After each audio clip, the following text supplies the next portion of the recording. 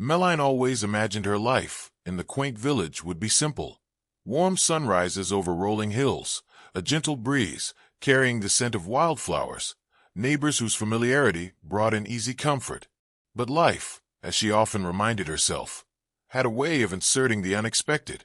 That evening, as she tried to enjoy a moment of quiet after a long day, her faithful dog, a sturdy, mixed breed named Ethan, pressed himself against the window, ears pricked, tail oddly still. "Ethan," she whispered, wiping her hands on her apron. The dog did not respond. He stared across the cobbled road toward the abandoned house at the very end of the street. Meline noticed that his posture was tense, no wagging tail, no playful tilt of the head. Instead, Ethan stood like a sentinel, transfixed by something she could not see. The house had long been vacant, its windows shattered and boarded over in places where they weren't simply broken out. Thick vines curled around the front porch pillars. The roof's shingles were chipped and scattered, as though a fierce storm had battered it ages ago. The entire structure emanated an unsettling aura, enough to discourage even the most inquisitive children or the bravest of travelers. Meline approached Ethan carefully. The dog's silence made her heart pound a little faster. He was normally a lively companion, always bounding around with a sloppy grin. But at this moment, he was like a statue. It was eerie. She knelt down and slid her arms around his neck. "Hey, boy," she said softly. "What are you looking at?" He let out a small whine, the sound low and trembling. Then, as if compelled by some unseen force, he pressed his nose to the window, pointing it directly at the same broken, upstairs window of the abandoned house. A chill snaked its way up Meline's spine. "There's nothing there," she assured him. Yet, she could not fully convince herself. The last fading rays of dust cast a purple-orange glow over the half-collapsed roof. The house sat in an ominous silhouette, a reminder of how swiftly things could wither and fade. She forced a laugh. "Ethan, it's just an empty old house. Nothing more." But the dog would not budge. He pressed closer to the glass, letting out another whimper that almost sounded like a growl. In the hush of the twilight, Meline thought she heard something. It might have been the wind or maybe a distant night bird, but for a split second it resembled a cry, a soft, sorrowful sound carried across the street. She glanced out the window once more, her skin prickling. The house remained still, cast in quiet gloom. Trying to shake off her unease, Meline told herself it was just the atmosphere.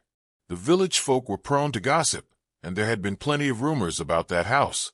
"Ghost stories," she scoffed under her breath, feeling a flicker of embarrassment at her own nerves. Yet, she could not stop from asking, in a voice just above a whisper, "Ethan, what do you see?" The dog finally broke his intense stare, turned, and placed his chin gently on Meline's lap.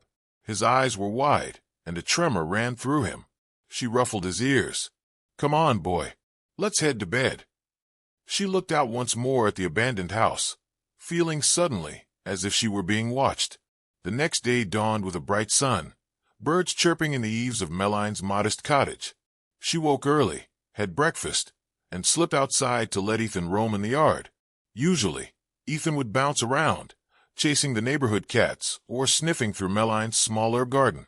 But instead, she found him seated near the gate, gaze fixed again on the deserted structure at the end of the lane.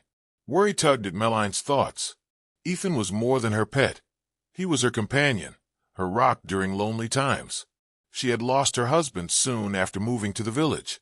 She never spoke of it much, but that quiet ache remained in her heart. Through it all, Ethan had been her constant comfort, a warm body curled up at her feet, those loyal eyes following her every move. To see him so disturbed set her on edge. In an effort to lighten the mood, Meline whistled and grabbed the leash. "Time for a walk, big guy." Normally, the jingle of his collar was enough to send him bounding over. But today, he merely looked at her with an anxious expression, and then shifted his gaze back to the house. The crisp morning air followed them into the heart of the village. Old cobblestones lay beneath their feet. The colorfully painted doors of local shops beckoned early customers. A handful of neighbors greeted Meline warmly. "Morning, dear. Lovely weather we're having." She responded with courtesy, but the back of her mind lingered on Ethan's strange behavior. They passed a local bakery, where an older woman, her cheeks red from the oven's heat, waved from behind the window. "Good morning, Meline." "Hello, Ethan." The dog's ears twitched, but he gave no further reaction.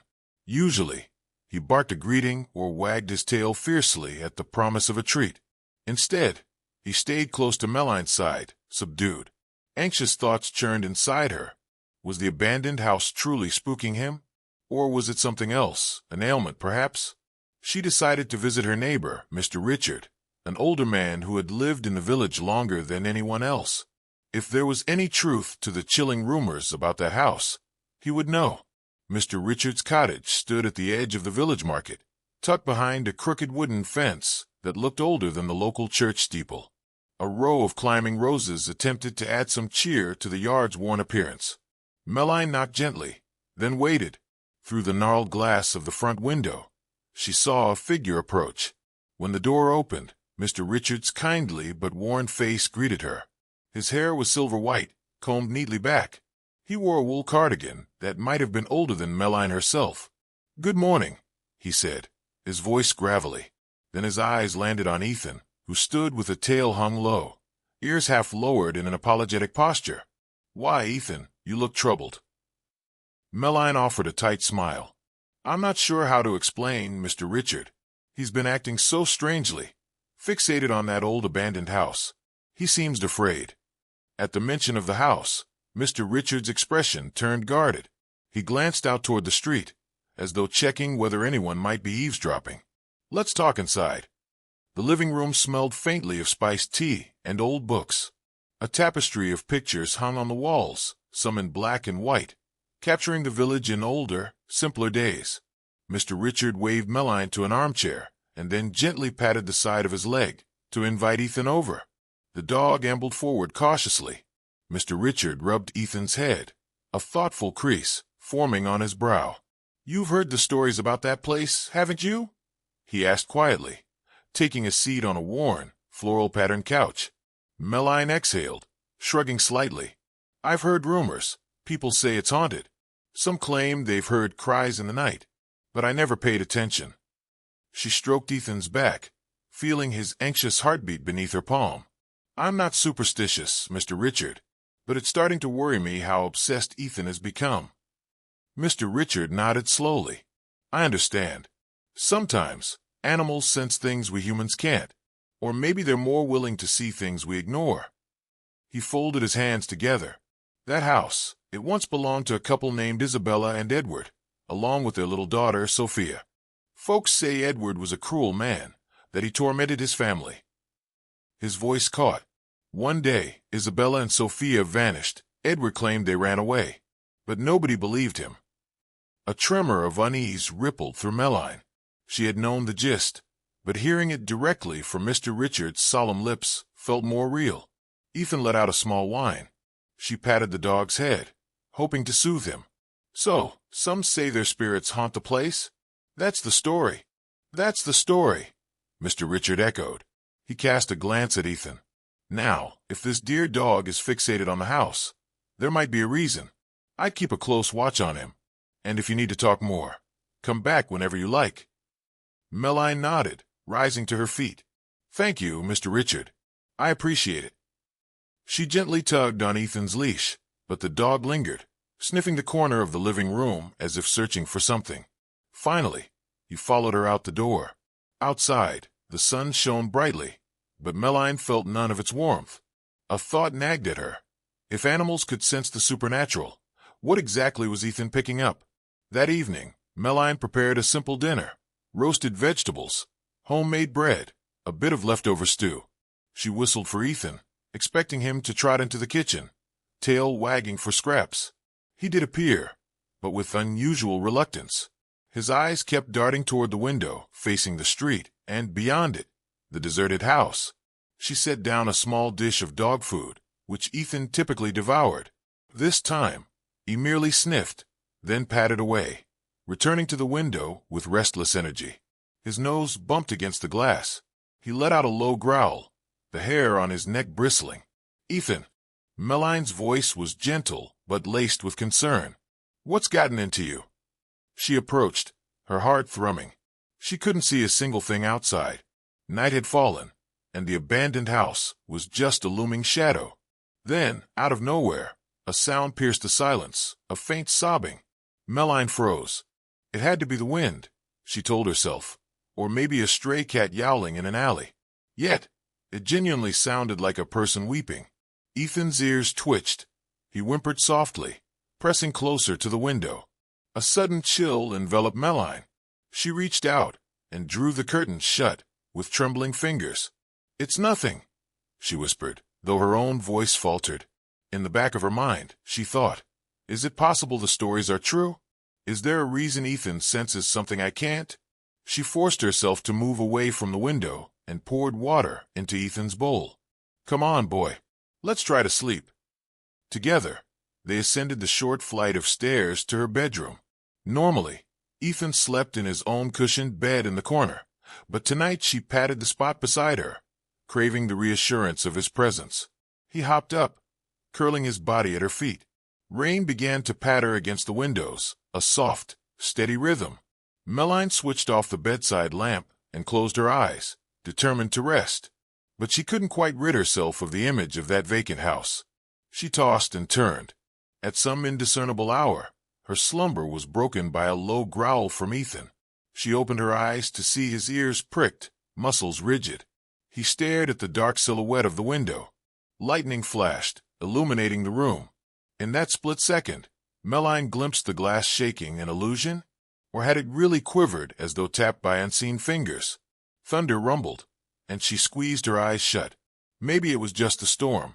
She laid a reassuring hand on Ethan's back. "It's okay, boy. It's just thunder." Yet, she couldn't ignore the dread sinking deeper into her chest. In the days that followed, Ethan's behavior grew more erratic. He circled restlessly near the windows, sometimes whining at odd hours. Occasionally, he scratched at the door, as though he wanted to run outside and chase some presence that hovered around the abandoned house. He even seemed disinterested in his usual treats, bones, leftover scraps, his favorite peanut butter lace snack. Alarmed, Melline decided to seek help from Mrs. Helen, a retired teacher and longtime resident known for her empathy and practical wisdom. If the matter involved not just ghost stories, but perhaps an animal's health or a deeper phenomenon, Mrs. Helen might have an answer. Melline found the older woman in her cozy, single-story cottage behind the village market. Vines of morning glories trailed the fence, their vibrant petals greeting the afternoon sun. Mrs. Helen welcomed Melline and Ethan into her neat living room, guiding them to a patterned sofa embroidered with bright floral designs. "Sit," she offered, bustling toward a small kitchen alcove. "I'll make tea. Chamomile for you, yes?" Melline nodded appreciatively. She glanced at Ethan, who sniffed around the corners of the room. After a moment, the dog sat by Mrs. Helen's rocking chair, ears drooping. He let out a small whine that drew the elderly woman's attention. Mrs. Helen returned with 2 cups of tea and placed them on a low wooden table. "Now, dear, tell me everything." Melline's story spilled out in a rush. Ethan's sudden fixation on the abandoned house, the sorrowful cries at night, the disquieting sense that something hovered just outside. As she spoke, she felt a slow, creeping dread. How ridiculous she must sound, talking about her dog potentially seeing ghosts. But Mrs. Helen listened intently, never once dismissing her words. When Melline finished, the older woman gazed at her with sympathy. "My dear, animals do sometimes pick up on the presence of restless spirits, if that's indeed what this is. The house has a dark history. Nobody knows exactly what happened to Isabella and her daughter, Sophia. They simply disappeared. And Edward," she let out a shaky sigh, "he vanished as well." Melline hugged Ethan against her leg, feeling the comforting weight of his body. "But if it's a spirit," she began uneasily, "why would it be targeting Ethan? Why not me or the neighbors?" Mrs. Helen set down her cup with a faint clink. "Perhaps because he's receptive. Dogs are often more sensitive. You say he's whining. Seems to be hearing or seeing something by the old house." "Constantly," Melline affirmed. "He barely eats. He stares at it for hours. Sometimes I hear faint crying in the distance, like a young girl sobs. She shuddered, recalling the goosebumps that prickled her arms each time. Mrs. Helen reached into a small wooden chest near her armchair and produced a silver pendant with a faintly glowing turquoise stone set in the center. This charm I received a long time ago from a traveling friend. She claimed it offers protection against malevolent forces. She extended it toward Melline. Have Ethan wear it. It might help calm him, or at least shield him if something tries to latch on. Though she felt a bit skeptical, Melline accepted the charm. Thank you. The metal felt cool against her skin, and she noticed subtle engravings that formed a protective sigil. She slipped it onto a makeshift collar extension for Ethan. The dog sniffed at it warily, then let out a soft breath. Mrs. Helen offered a hopeful smile. Give it a try. And be careful, dear. Some secrets are better left undiscovered. If things worsen, I suggest you speak with Mr. Richard again. He knows more than he lets on, I suspect. With that, Melline and Ethan departed. Outside, the sun was setting behind the forested hills. Melline held the charm in her hand, letting the last rays of daylight catch on its reflective surface. She wondered if a piece of silver could truly hold back the darkness that seemed to be growing around them. That night, a heavy rainstorm pummeled the village. Wind rattled the shutters, and lightning illuminated the sky in jagged forks. Melline secured all the windows, double-checking the locks, especially the ones facing the abandoned house. Then she lit a small lantern for reassurance. The overhead lamp flickered ominously whenever the power threatened to fail. Ethan lay in his usual spot, near Melline's bed. The silver charm glinted around his neck. Initially, he seemed calmer than before. He even managed to gnaw on a chew toy for a few minutes. Hope flickered in Melline's chest. Maybe the protective sigil helped. Maybe she and Ethan would finally have a peaceful night's rest. Then, at nearly midnight, she awoke to an all-too-familiar whimper. Through the gloom, she saw Ethan standing again at the window, tension radiating through his posture. Tap, tap, tap. The noise made her blood run cold. It sounded like fingernails against the glass. Slowly, she leaned over the switch on the bedside lamp. The faint illumination revealed the window shaking under the rhythmic tapping of wind-lashed branches, or so she told herself. She rose from bed, sliding her feet into slippers. As she neared the window, her heart hammered. Ethan growled softly. "Easy, boy," Melline whispered. "It's probably the wind." But her hand trembled against the curtain. She parted it. At first, all she saw was darkness and the reflection of the lamp. Then lightning flashed across the sky. In that blinding flare, she glimpsed something, a wispy outline in the upstairs window of the abandoned house. It was gone as quickly as it appeared. Yet the image burrowed into her mind. A pale figure, maybe female, with hair hanging over part of her face. A jolt of fear shot through her. She shut the curtain, forcing herself to breathe. "There's no one there. It's impossible," she whispered, trying to quell her own panic. But Ethan continued to growl, his body trembling. "Shoo!" She sat on the floor beside him, arms around his neck. Outside, the wind howled. Leaves whipped through the street. But from somewhere far off, she thought she heard the same faint crying. And for the first time, it sounded a bit closer. The following morning, Melline felt half-dazed from lack of sleep. Ethan stayed curled beside her, not even rising when the first pale sunlight trickled through the window. She coaxed him into going out into the yard. He sniffed half-heartedly at a bush, then returned to her side with a subdued whine. She couldn't ignore it any longer. The oppressive fear overshadowing her dog and herself demanded resolution. So, after ensuring Ethan was safe inside, Melline ventured out to see Mr. Richard again. She found him in his small greenhouse, tending to tomato vines that drooped with the previous night's storm. He looked up from his work, worry etched across his features. "Good morning, Melline. You look like you've barely slept." Melline nodded grimly. "That's accurate. Ethan is getting worse. Last night I saw," she hesitated. The words, "a ghostly figure," felt outlandish. But she pressed on. "I think I saw a figure in the upstairs window. I'm certain I heard crying." Mr. Richard wiped his hands on a tattered rag, sighing deeply. "It's time you knew everything." He led her inside the house, where the smell of herbal smoke and old books enveloped them. settling at a rickety wooden table. He cleared his throat. Long ago, that house belonged to Edward and Isabella. They had a child named Sophia. Isabella was a gentle soul, well-liked around the village. But Edward, his lips pressed into a thin line. He was different, controlling, angry. We'd hear shouting from the house. Sometimes, late at night, there were screams. Meline's chest tightened, and then Isabella and Sophia vanished. Yes, people asked questions, but Edward claimed they left him. Later, he too disappeared. No forwarding address, nothing. The place was abandoned. Mr. Richard gazed at her with a shadow of regret. Some folks whispered that Edward murdered them, hid their remains. Others believed Isabella escaped but died on the run. Either way, no one ever found a trace. Over the years, folks began hearing crying from the house. Some nights, a faint sobbing that drifts through the windows. Meline's hand shook.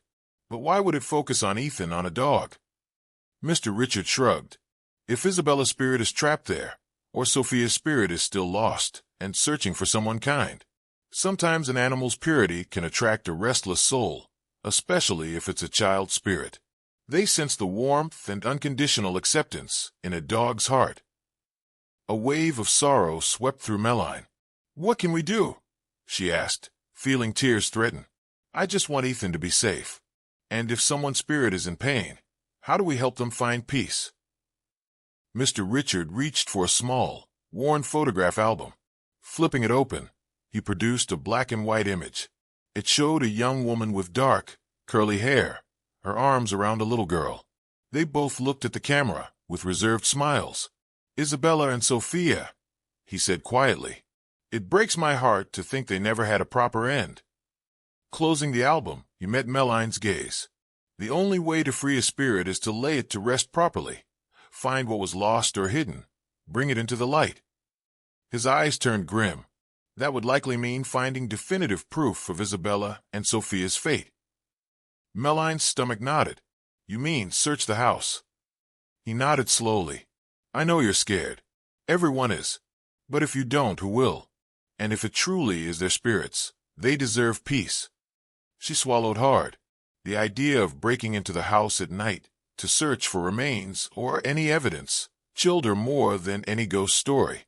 But she also felt a protective surge in her chest, for Ethan, for the memory of Isabella and Sophia.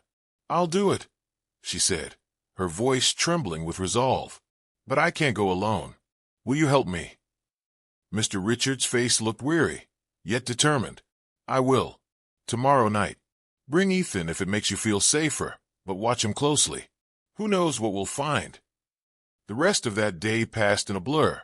Meline tried to keep busy, cleaning her house, organizing shelves, tidying up a small box of keepsakes from her late husband.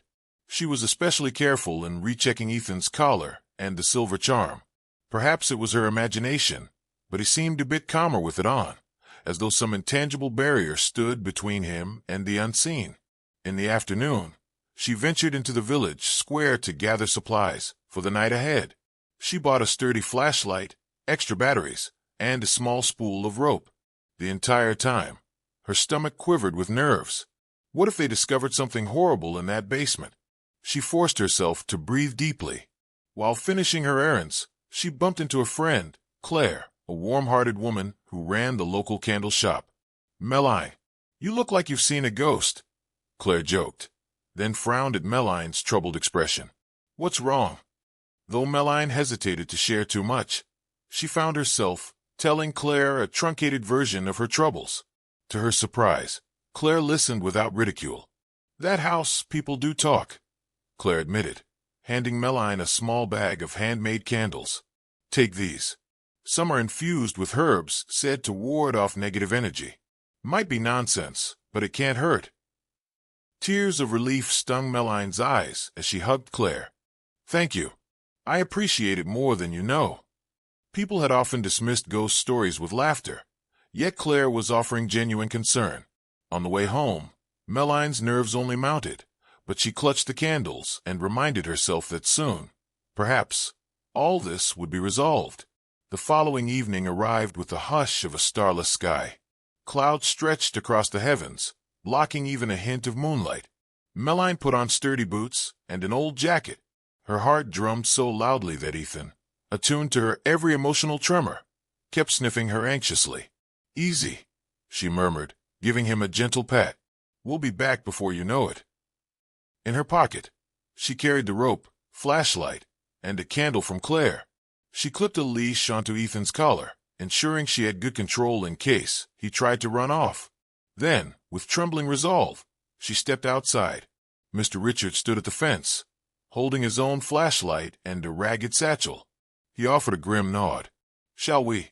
Meline swallowed. Yes. The walk to the abandoned house felt infinitely longer than the few hundred yards it actually was. The street was eerily quiet, almost as if the entire village was holding its breath. All the other windows were dark. Not a single neighbor remained awake to watch them approach the dilapidated structure. The gate creaked, rusted hinges protesting as Mr. Richard pushed it aside. Wild grass brushed their ankles. Weeds choked what must once have been a garden. Meline's breath caught in her throat when she spotted the sagging porch steps, half-rotten and unstable. Ethan whined softly, sniffing the air. They ascended the porch gingerly, the wood groaning beneath their feet. At the front door, a massive padlock hung from a chain, but it was so corroded that Mr. Richard easily cracked it with the sturdy crowbar he'd brought. The door itself stood slightly ajar as though beckoning them in. A musty odor wafted out, decay, dampness, and something indefinably foul. Meline coughed, switching on her flashlight. The beam cut a weak circle through the dusty gloom. Inside, the hallway appeared in disrepair. Peeling wallpaper, scattered debris, broken furniture. Ethan's hackles rose. He let out a low, uncertain growl. Meline hushed him softly, though she felt equally terrified. Mr. Richard pointed deeper inside. "The basement's through the kitchen. Follow me." With careful steps, they advanced. The wood floors groaned ominously, and overhead, the ceiling threatened to collapse in spots. Dust motes danced in the flashlight beams, giving the hallway an ethereal, haunted quality. They passed a darkened living room. In the faint glow, Meline made out a toppled armchair, a shattered mirror leaning against the wall. Her stomach flipped. She could almost imagine a life once lived here, laughter, family dinners, until it turned into a nightmare. At last, they found the door to the kitchen. The space was strewn with rubble, old pots, a rickety table, broken glass from a window that faced the overgrown backyard. Along the far wall, behind a sagging pantry, stood a locked wooden door. Mr. Richard produced an old key from his satchel. "I got this from the old caretaker who used to watch over this property. Let's hope it still works." With a resounding click, the lock gave way, and the door creaked open, revealing a set of stone steps descending into darkness. The air that billowed up was colder, carrying a sense of oppressive gloom. Ethan whined again, pulling back slightly on his leash. Meline forced herself forward, gripping the flashlight in one hand and Ethan's leash in the other. Mr. Richard led the way, his own beam trembling slightly. Each step echoed spookily, the sound magnified in the tight confines of the stairwell. Cobwebs brushed Meline's face, making her shiver. At the bottom, they emerged into a wide, low-ceilinged basement. The walls were damp stone, covered in mold and patches of algae. Wooden support beams loomed out of the darkness, like silent sentinels. It took Meline a moment for her eyes to adjust, even with the flashlights. Then she saw them, long, jagged scratch marks scored into the walls and floors, as though someone had desperately clawed at the stone. Her blood ran cold. "Oh God," she breathed. Ethan started to growl more insistently, nostrils flaring at the rancid odor clinging to the air. Mr. Richard's voice quavered. "We should look around, see if there's anything hidden." Part of Meline wanted to turn and flee, but she had come this far. She set her jaw and nodded, shining her flashlight across the walls, the piles of debris. Remnants of rotted wooden crates lined one side. Old shelves held rusted tools. Then her flashlight caught on something near a corner, a large, battered trunk pressed against the wall. Its lid looked slightly splintered, secured by a latch. Dread coiled in Meline's gut. She motioned Mr. Richard over. "That trunk." He nodded grimly, and they approached. The trunk smelled awful, as if something decayed within. Melline tried the latch, but it was partially stuck. She took a moment to steel herself, then pried it open. The rusted metal shrieked in protest. Inside, they found bundles of tattered cloth. The smell grew overpowering, and Melline fought the urge to retch. She lifted the flashlight closer, revealing pale fragments of bone entangled in the material. Her hand flew to her mouth, tears pricking her eyes. This was no rumor. Ethan let out a mournful howl, his nose pressed to the trunk as though he understood exactly what they had found. Mr. Richard stumbled back, leaning against the wall. "So it's true," he choked out. "He hid them down here." Melline gingerly lifted a smaller scrap of cloth. The shape of it suggested a tiny skeleton, perhaps the bones of a child. Tremors racked her body. She felt an inexplicable sense of sorrow and rage mingle in her heart. Isabella and Sophia. "He never let them leave," she whispered, tears sliding down her cheeks. Softly, a breeze ruffled Melline's hair, though there was no earthly reason for wind to blow in the basement. Ethan stiffened, ears perked. Mr. Richard gasped. Did you feel that?" Before anyone could speak further, a subtle shimmer filled the space. A faint figure flickered in the air, near the trunk, the silhouette of a woman with hair draping across half her face. Her expression was contorted with grief. Melline's heart thundered so violently that she thought she might faint. The spirit's lips moved. Though no sound emerged, Melline sensed her words, "Thank you." Then the figure receded, and the basement fell silent once more. Only the beating of Melline's heart and the panting of Ethan broke that hush. In the numb hush that followed, Melline gently closed the trunk. She turned to Mr. Richard, voice shaking. "We have to alert the authorities. They need a proper burial. They deserve peace." Mr. Richard nodded, wiping moisture from his aged eyes. "Indeed, we can't leave them here." Carefully, they lifted the trunk, though it was heavy and awkward. Ethan padded beside them, whimpering softly as though he understood the gravity of what they carried.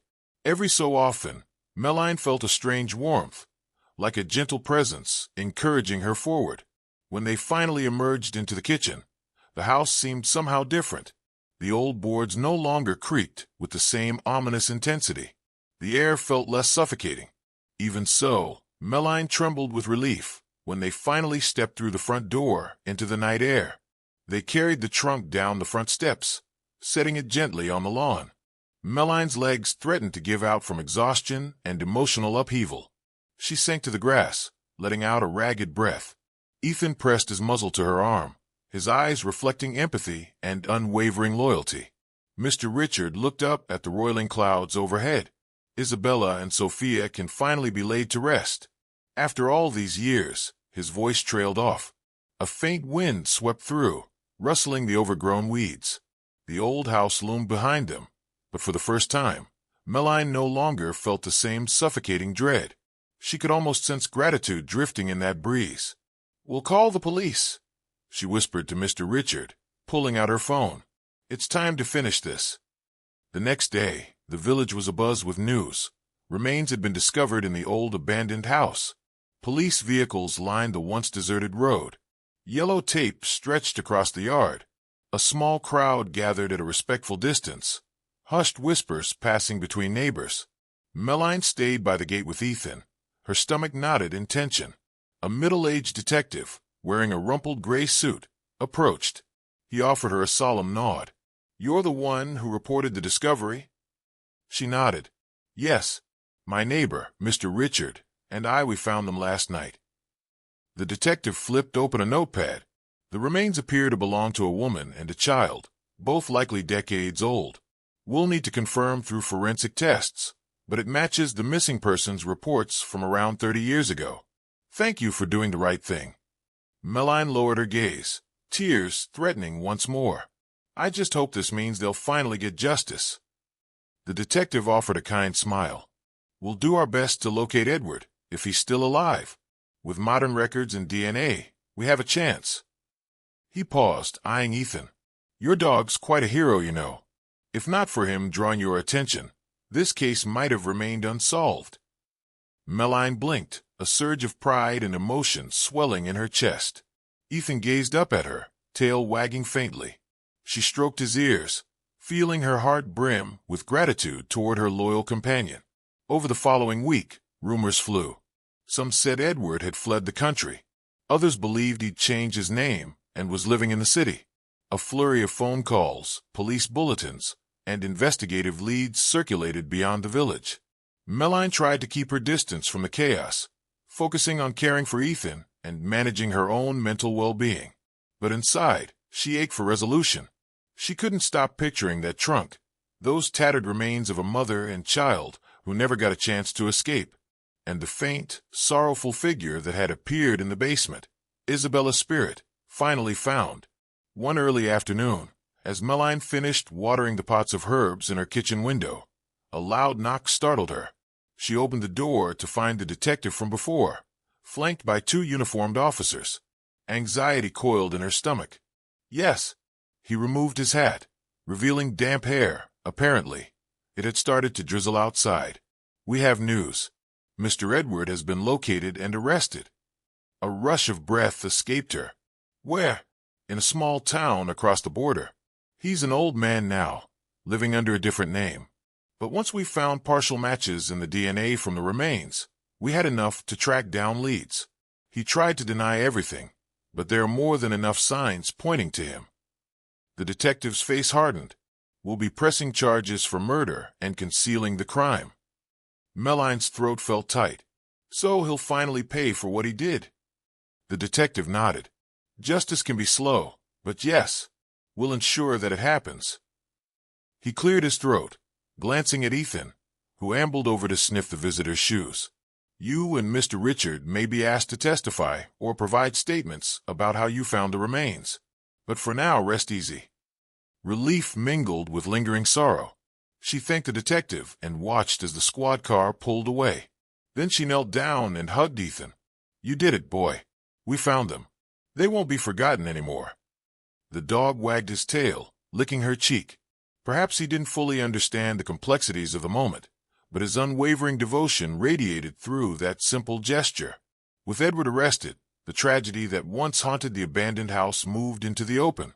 Village elders conferred with local authorities and decided to convert the old property into a memorial for Isabella and Sophia.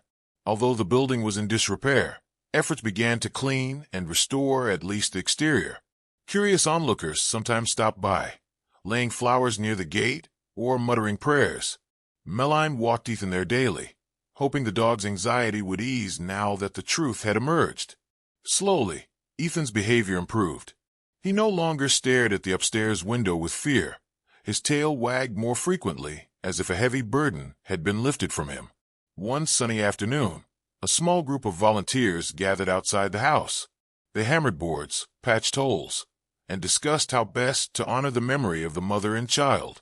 Melline helped paint a new sign for the gate, something that read, "In loving memory of Isabella and Sophia. May truth prevail and peace endure." She placed a bouquet of wildflowers by the front steps, Ethan close beside her. For a moment, she closed her eyes, letting the quiet presence of the place wash over her. The air was still, but no longer suffocating. She felt a faint warmth, as though Isabella and Sophia's spirits were now free to rest. Late one night, after the day's labor at the memorial site, Melline drifted off to sleep, cradling Ethan against her legs. In a vivid dream, she found herself standing in the basement once more. The trunk sat open, but instead of bones, it held a small teddy bear and a faded family photograph. The air shimmered, and a young girl with dark hair stepped forward, hugging the bear. She looked up at Melline with luminous, grateful eyes, then whispered, "Thank you for finding us." Melline awoke in tears, startled by how real it felt. She rubbed her eyes, feeling an odd mixture of sadness and hope. While she didn't consider herself psychic or superstitious, something about that dream resonated. She glanced down at Ethan, who raised his head, ears tilted as if sensing her mood. She patted him gently. "We did the right thing," she whispered. "They're free now." Though part of her tried to dismiss it as a dream, she couldn't help believing that Sophia had found a way to thank her. The next morning, she confided in Mr. Richard about it. He nodded solemnly, not at all surprised. Dreams can be a channel for them to say goodbye, he said. When a heavy burden lifts, sometimes the spirit lingers, just long enough to express gratitude. News traveled fast. Edward's trial was scheduled in a nearby city court. Crowds gathered on the steps of the courthouse on the day of the hearing. Meline felt compelled to attend, wanting to see justice carried out. She left Ethan home in the care of Claire. Courtrooms weren't places for dogs, and she didn't want him unsettled by the crowd. The courthouse was a stark gray building with tall pillars. Inside, Meline sat near Mr. Richard, an uncomfortable knot twisting in her stomach. Edward, now an old man with a hunched posture and hollow eyes, was led in by guards. Despite his frailty, an undercurrent of malice lingered in his glare. The proceedings felt surreal. Evidence presented, forensic testimonies detailing how the bones in the trunk matched Isabella and Sophia.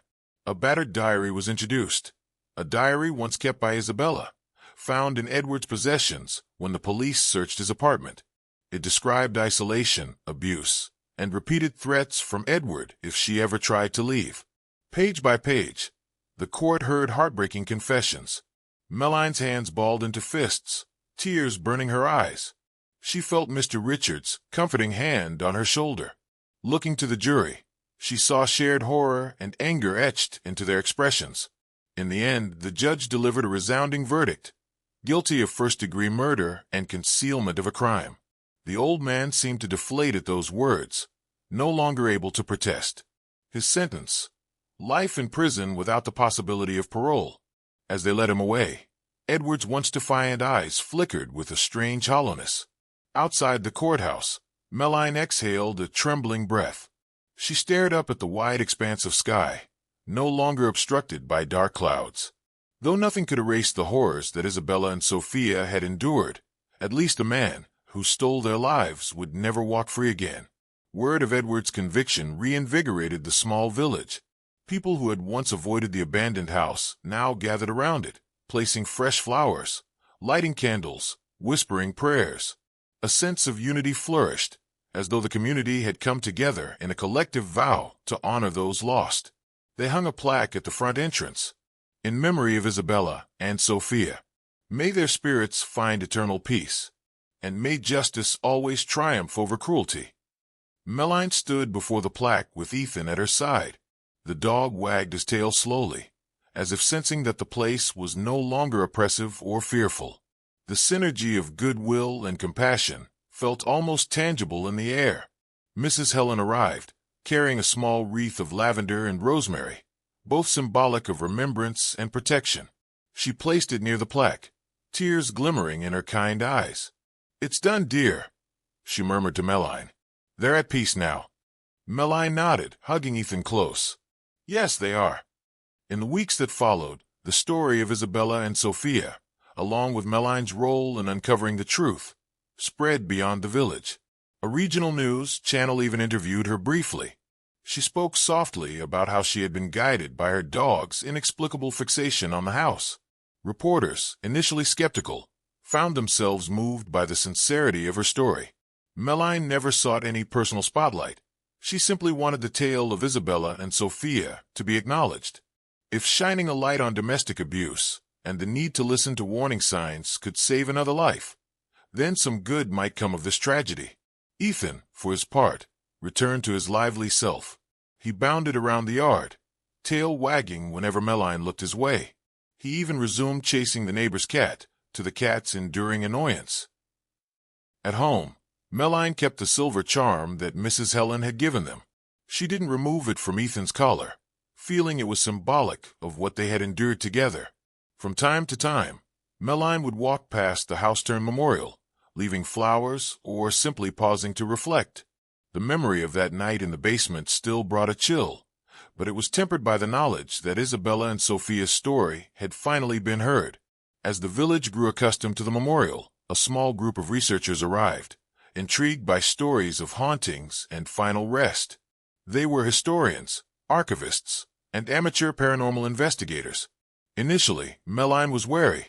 She didn't want the tragedy sensationalized, but they approached her politely, explaining that their goal was to preserve the history accurately, not exploit it. Among them was a young historian named Eloise. She spent hours combing through old village records, diaries, and local newspaper clippings.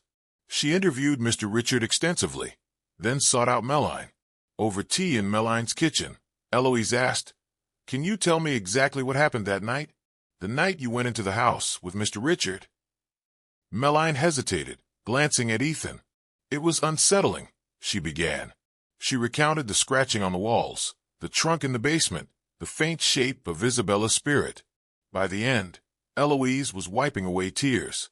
"That is heartbreaking," Eloise said softly. "Thank you for sharing." She slipped a small notebook back into her satchel.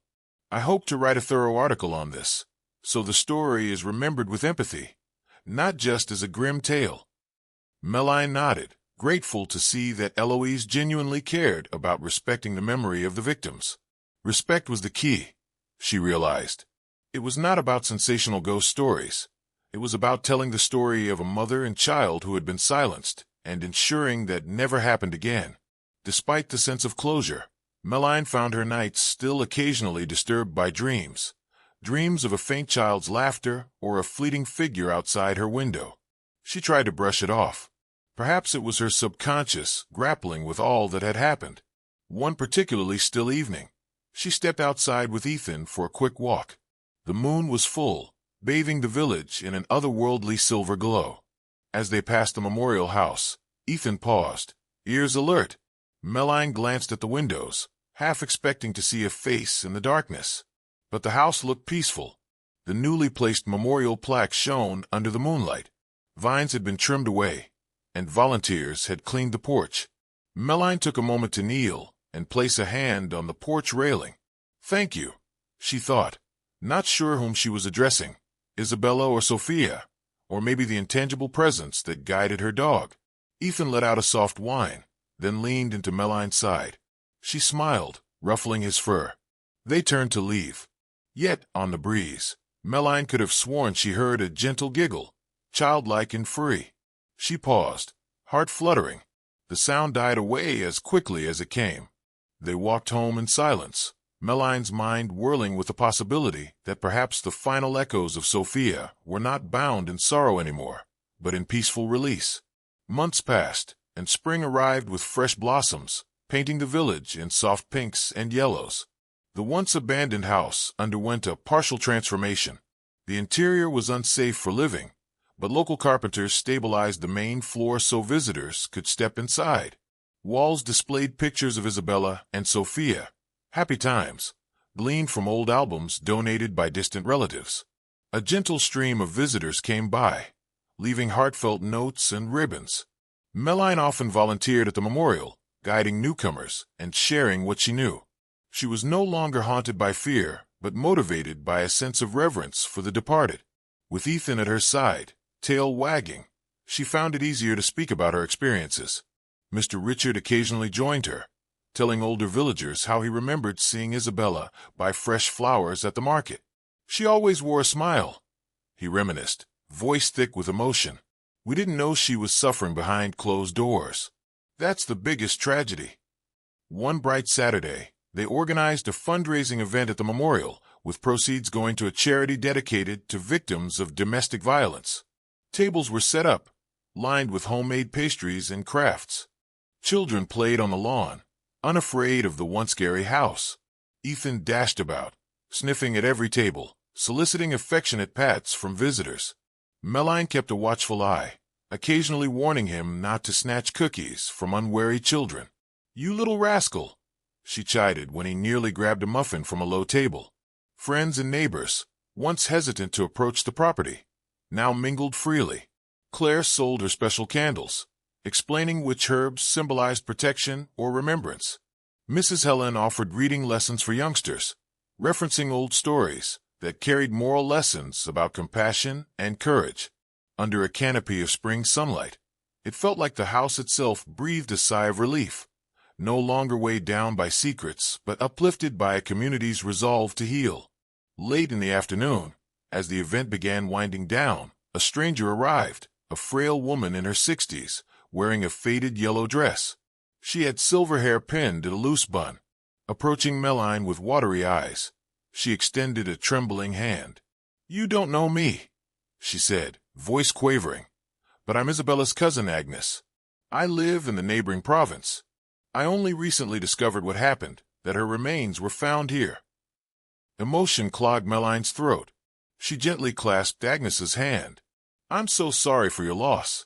It's been decades of uncertainty." A tear slipped down Agnes's cheek. "Thank you, my dear, for giving Isabella and Sophia a voice. We worried they'd just disappeared forever." She glanced around, taking in the memorial with a trembling sigh. She was such a gentle spirit. And Sophia, my aunt said she was the sweetest girl, always hugging stray animals. I lost touch with them when Edward moved them here. Meline felt a pang of sadness, imagining how many people had once loved Isabella and Sophia, forever in the dark about their fate. "Would you like to see inside? We've set up a small tribute." Agnes nodded tearfully, and Meline led her through the half-restored entryway. The gentle light of late afternoon fell on the photos and small items that volunteers had gathered. Hair ribbons, a child's shoes found in an upstairs closet, a crocheted shawl that might have been Isabella's. Agnes wondered quietly, occasionally touching her lips or pressing a hand over her heart. At the end of the makeshift exhibit, a framed picture showed Isabella and Sophia near a field of sunflowers, apparently from a summer outing long before Edward's cruelty escalated. Agnes paused there, silent tears slipping down her cheeks. Meline stood respectfully a step behind, hugging Ethan's leash. Even Ethan seemed to sense the moment's gravity. He sat calmly, tail lightly thumping on the floor as though in sympathy. Agnes whispered, her voice hardly audible, "Rest in peace, Bella. Rest in peace, sweet Sophia. You've come home at last." By twilight, the fundraising event had ended. People trickled out, carrying leftover pastries and crafts. Donations and a warm sense of solidarity remained. Meline lingered, cleaning up scraps of paper and folded tablecloths. Ethan sniffed around, making sure nothing edible escaped his notice. Agnes approached Meline once more, placing a gentle hand on her shoulder. "I saw how your dog was the one who seemed to bring all this to light. You must treasure him." Meline glanced at Ethan with a grateful smile. "He saved us, in many ways. Without his incessant focus on the house, I might never have known." Agnes nodded. Animals can sense the presence of a lost soul. It's as though Sophia needed a friend to guide her to the truth. She leaned down to pat Ethan's head. "Thank you, Ethan," she whispered. The dog licked her hand, tail wagging. It was a quiet moment of connection bridging the living and the departed. Meline felt an indescribable warmth fill her chest. They had triumphed not just over fear, but over decades of injustice. And a loyal dog had made all the difference. Over the ensuing months, life settled into a new rhythm. The old house remained a memorial, well maintained by a rotating schedule of volunteers, although the rest of the structure was too damaged to restore fully for habitation. The front rooms became a small museum, telling Isabella and Sophia's story and educating visitors on the importance of recognizing signs of domestic abuse. Ethan's fame around the village grew. Children who once feared the old property now gathered around him, giggling as they petted his fluffy ears. He soaked up the attention gladly, always wagging his tail. Meline, for her part, found herself smiling more. She even began to think about her own future. Perhaps it was time to move forward in other parts of her life as well. One day, while returning from a volunteer shift at the memorial, Meline noticed a newcomer in the village, a veterinarian who had just opened a small clinic near the bakery. Something about him, his kind eyes and gentle demeanor, made her heart flutter unexpectedly. On impulse, she walked in to see if she could schedule a checkup for Ethan, who was overdue for routine shots. The veterinarian, Dr. Morgan, looked up from behind the counter. "Hello. Can I help you with your beautiful dog?" Meline felt her cheeks warm. "Yes, this is Ethan," she said, patting his side. "He's been through a lot lately. I'd like to give him a thorough exam, just to be sure he's healthy." Dr. Morgan smiled, kneeling to greet Ethan. "Hello, Ethan." The dog sniffed his hand, tail wagging. "He seems in good spirits. Let's set up an appointment." In that moment, Meline felt the stirring of a new chapter. She had come to the village grieving the loss of her husband, never expecting to be thrust into a haunting tragedy, never expecting her dog to become the catalyst of a decades-old mystery. Now, as she stroked Ethan's neck, she realized that the darkness they had faced was lifting, replaced by gentle possibilities. That evening, Meline brewed a pot of herbal tea and settled into her living room. She watched the night sky through the window.